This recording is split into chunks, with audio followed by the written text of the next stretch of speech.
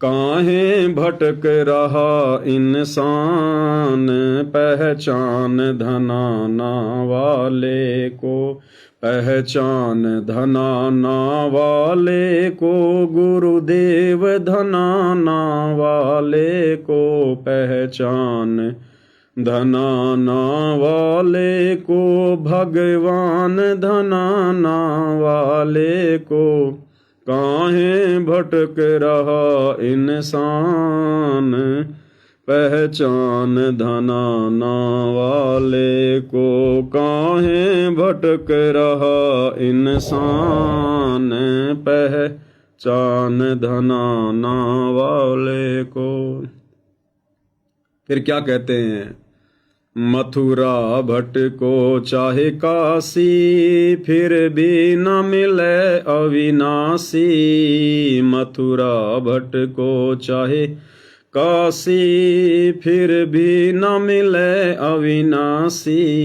क्यों पत्थरों का कर गुणगान, पहचान धनाना वाले को। क्यों पत्थरों का कर गुणगान, पहचान धनाना वाले को। काहे भटक रहा इंसान, पहचान धनाना वाले को। कि भाई चाहे मथुरा में जाओ, चाहे काशी में जाओ, चाहे वृंदावन में जाओ, कहीं भी जाओ, वो अविनाशी परमात्मा इस प्रकार भटकने से नहीं मिलता। वो किसी मंदिर में, मस्जिद में, चर्च में, गुरुद्वारे में कैद होकर नहीं रहता। उसको जानने के लिए, पहचानने के लिए सबसे पहले आपने सच्चे सतगुरु को जानना पड़ेगा। सच्चे सतगुरु के प्रवचन सुनने पड़ेंगे, तब आपको वो अविनाशी परमात्मा मिलेगा।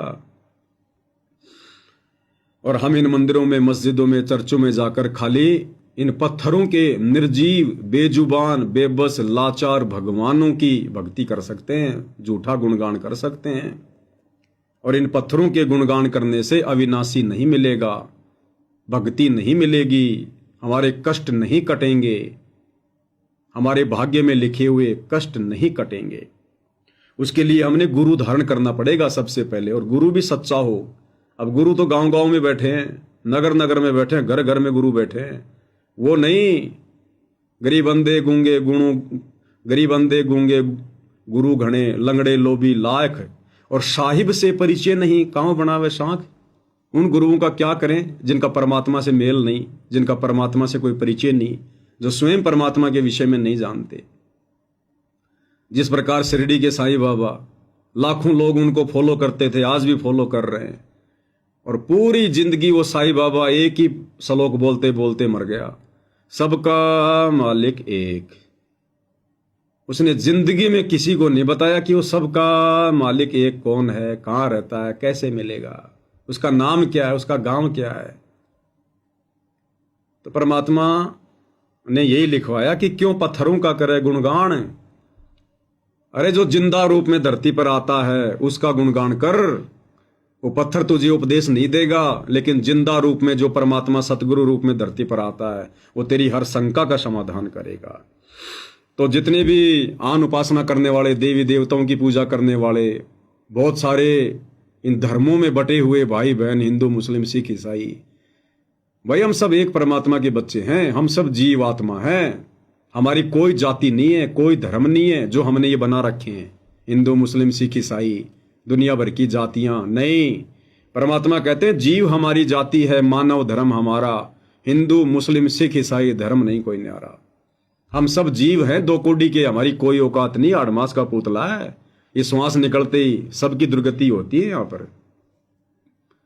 तो जीव हमारी जाति है, यानी हमने अपनी औकात को समझना चाहिए कि हम 2 कोड़ी के प्राणी हैं। जीव की यहाँ कोई औकात नहीं है, चाहे वो देश का प्रधानमंत्री क्यों ना बन जाए।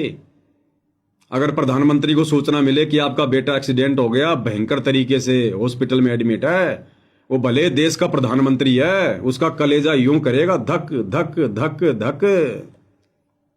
एक्सीडेंट होता है तो प्रधानमंत्री भी मरता है, उसकी कोई स्टील की बॉडी नहीं होती।